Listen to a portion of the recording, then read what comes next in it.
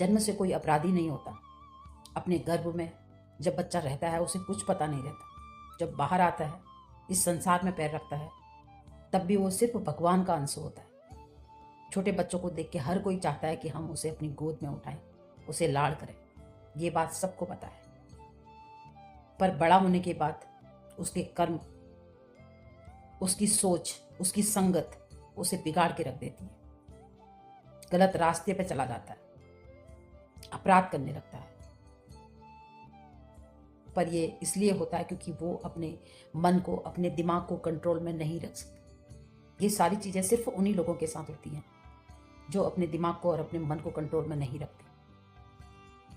इसलिए अपराध का रास्ता चुनने से अच्छा है कि हम कोई अच्छा रास्ता चुनें, अच्छे रास्ते जाएं। तालियां किसको अच्छी नहीं लगती, गालियां किसको अच्छी लगती हैं, ये बात तो सबको पता है ना। आज मैं आपको एक सच्ची बात बताने जा रही हूँ, ध्यान से सुनिएगा, क्योंकि भगवान हर किसी के साथ होते हैं।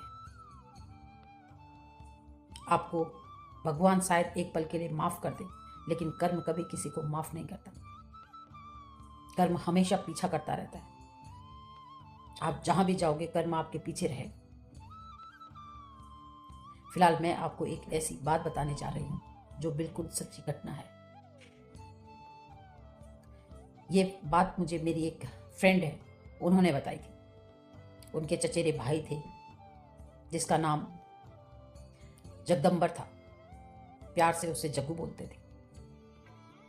एक छोटे से गांव में रहते थे।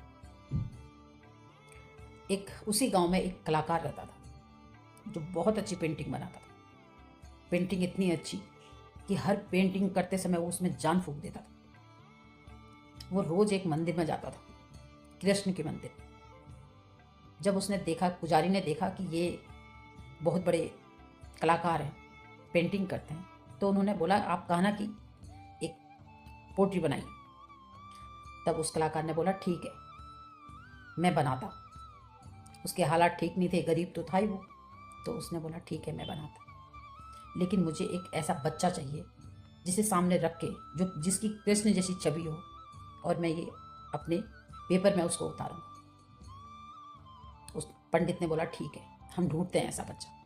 पूरे गांव में ढूंढा तो एक बहुत सुंदर सा बच्चा, घुंघरालू बाल उसके, खुल गोल गप्पा सा एक बच्चा मिल गया उन्हें। और वो उन्होंने कलाकार ने कृष्ण की पोल्ट्री बनाई, बहुत सुंदर तस्वीर बनाई। कृष्ण की तस्वीर तो बन गई। उन्होंने बोला ये तस्वीर अधूरी है।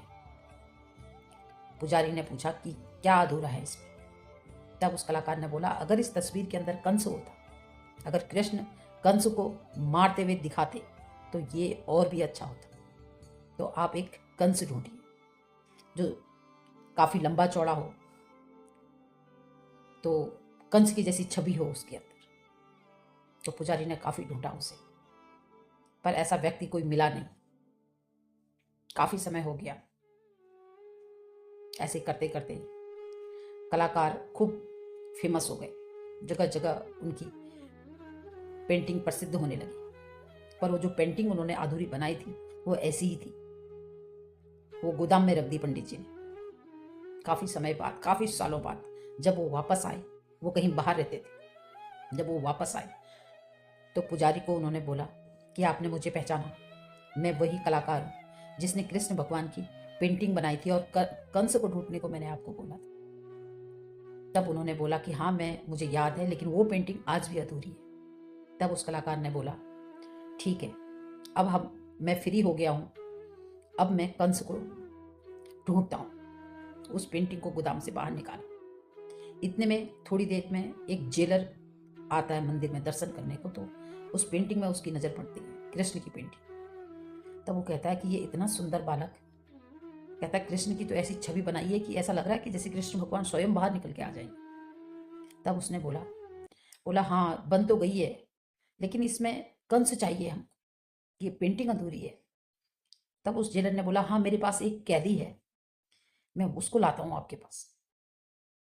जब वो लेके आया तो उसने देखा, ऐसे बिल्कुल गंदा सा चेहरा उसका, लंबे लंबे बाल, गंदे से कपड़े उसके, तो उसने कलाकार ने देखा, बोला हाँ ये सही है, बोला कंस की तरह लग रहा है ये। उन्होंने पेंटिंग बनाई कंस का वध करते हुए कृष्ण की। तब जब पेंटिंग बन गई तो बड़ी सुंदर पेंटिंग बनी। तो वो जो कैदी था वो जोर जोर से रोने लगा। तब उसने ये बोला, कलाकार ने कैदी को बोला कि भाई तुम क्यों रो रहे हो, तुम्हारी पेंटिंग बनी हुई है, ये जहां तहां फेमस होगी। तब उसने जवाब दिया, बोला ये जो बालक है ना कृष्ण का, जो आपने छवि बनाई है, बोला ये बचपन में मैं ही था, और मेरे कर्मों ने, मेरे गलत ऐप ने, मेरे दोस्तों के गलत दोस्तों के चक्कर में मुझे कैदी बना दिया, और मेरे कर्मों ने मुझे जेल भेज दिया। और कृष्ण भी मैं ही था और कंस भी मैं ही। तब वो कलाकार ने बोला, भाई कर्म कभी किसी का पीछा नहीं छोड़ते। तब उस कैदी ने, उसने बोला मुझे आज विश्वास हो गया है कि मेरे कर्म, जो भी मैंने पाप किए थे, आज मैं इस तस्वीर को देख के ये बता सकता हूं कि मैं कभी एक बालक था और कभी भी ऐसे गुनाह नहीं करता अगर मैं गलत संगत में ना पड़ता। मैं पेड़ से सीख के नहीं आया था अपराध बनने के लिए। तब पुजारी जी ने बोला कि तुम भक्ति करना शुरू कर दो कृष्ण भगवान की, सब ठीक हो जाएगा। तो उसने, जो कैदी था, जो कंस और कृष्ण दोनों था, उसने जेल के अंदर सबकी, जितने भी थे सबकी अच्छे से सेवा करनी शुरू कर दी और एक सज्जन व्यक्ति की तरह रहने लगा।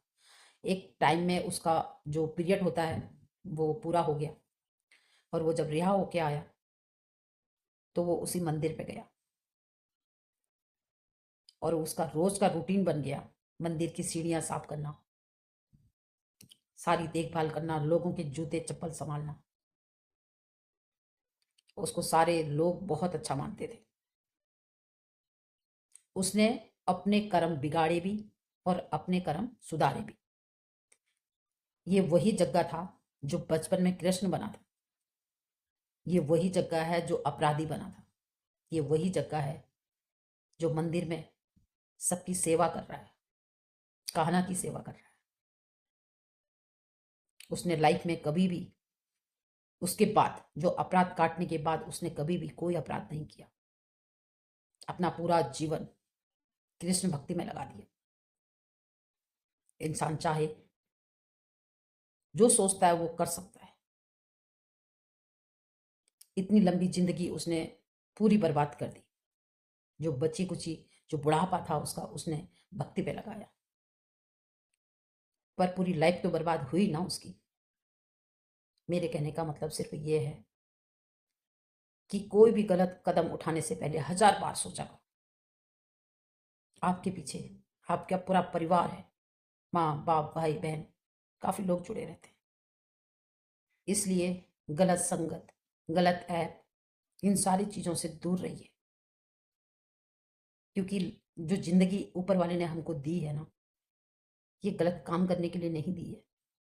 किसी का दिल मत दुखाइए, किसी का भी दिल दुखाना बहुत बड़ा अपराध माना जाता है। जितनी हो सके लोगों की मदद करिए, अगर मदद नहीं कर सकते तो गलत भी मत करिए।